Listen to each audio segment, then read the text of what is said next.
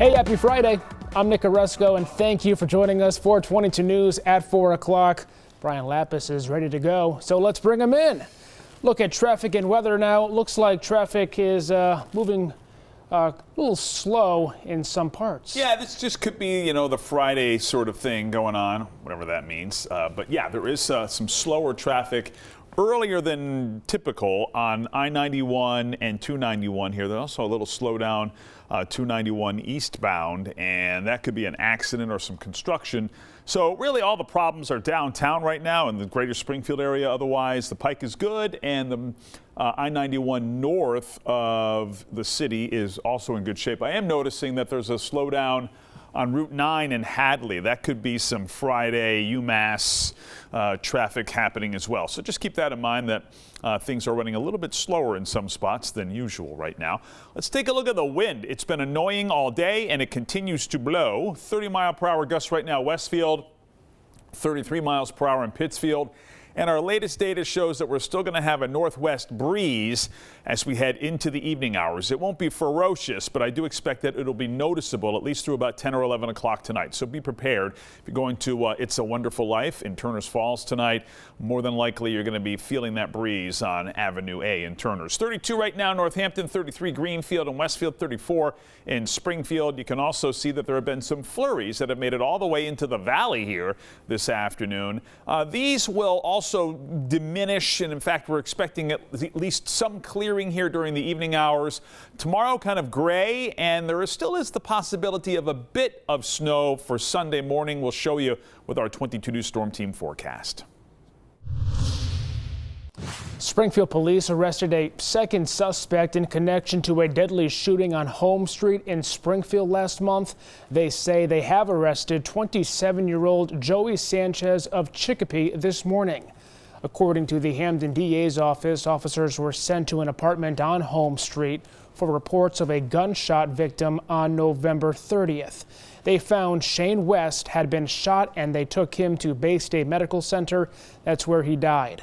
21-year-old Devin Schuler of Texas was also arrested as a suspect back on December 1st. Both Schuler and Sanchez face several charges, including murder. A Springfield man is facing gun and drug charges after officers seized an illegal gun and narcotics this week. According to Springfield police, officers saw 39-year-old Jose Lopez Santos conduct drug deals on the 600 block of State Street at around 4:30 Thursday afternoon. They stopped and arrested him near the intersection of State and Thompson Streets. Officers recovered 25 snap caps of cocaine, 18 snap caps of crack cocaine, and 13 bags of heroin along with cash.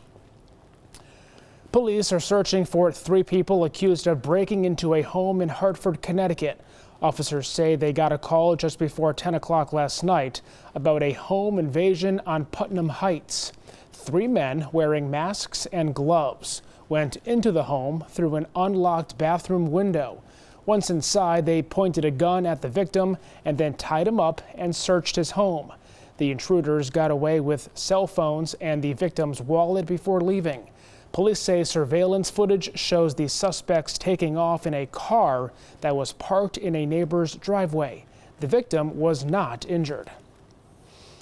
In Boston, 2 men have been arrested and charged with conspiracy to distribute fentanyl. Law enforcement began investigating the 2 suspects for alleged drug trafficking activities back in June.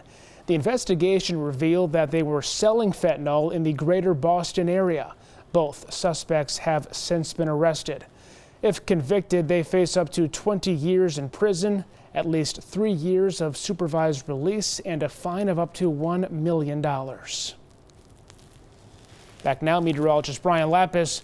Some snow is on the way for this weekend, though it doesn't look like much. No, I think it's going to be what we like to call mood snow. If you going to be up early Sunday morning. You might have just enough to make things a little slippery, but for the most part, I think this is going to be a fairly low impact round of some snow for us. Let's take a look at what's happening right now. We've had snow showers into the Berkshires here most of the day. With the wind out of the west, it's catching the moisture of the relatively warm Great Lake Ontario here, and that moisture carries across New York State, bumps up against the Berkshires. We end up with some flurries. So that's what's happening right now, and it is still fairly windy with wind gusts around 30 miles per hour. As we get deeper into the evening hours, the wind will gradually diminish and the sky will clear. Take a look at that. Mostly clear here by 7 o'clock over much of the valley.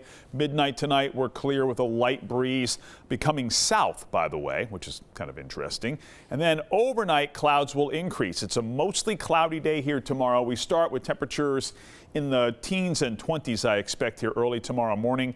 10 o'clock, mostly cloudy. Chance for a few flurries during the day. Noontime gray. And then you can see a couple of scattered snowflakes here toward the end of the day. And we're still tracking the potential for a storm to our south to bring us a little bit of light snow, especially in the lower Pioneer Valley, after 10 p.m.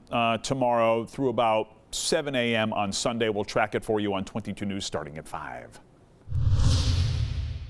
Well, the Bruins won their fourth straight game last night, defeating the Winnipeg Jets 6-3. Bruins star David Pastrnak had his best game of the season.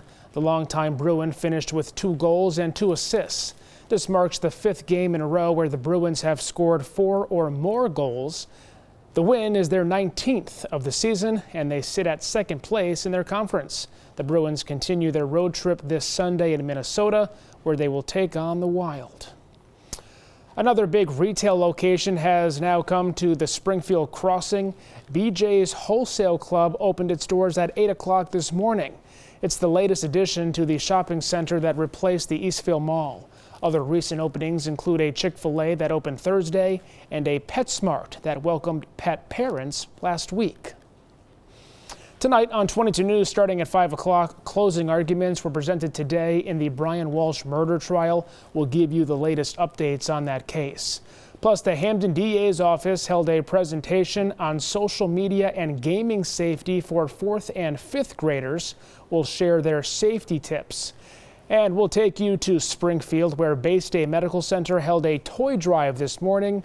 We'll tell you how these generous donations will help families in need this holiday. Brian? Traffic running a little bit slow downtown as the evening commute gets started here. You can see that there's some red 291 merge with I-91 and 91 toward the 391 interchange as well. The Chicopee curve actually is probably a better way to describe it. Also slow going on on Route 9 in Hadley, heading over the Coolidge Bridge toward Northampton. A little bit of snow is possible here when you wake up on Sunday morning. We'll track it on 22 News starting at 5. And we have updates all weekend long at wwlp.com, the free 22 News app, and always on 22 News Plus. We'll see you tonight starting at 5.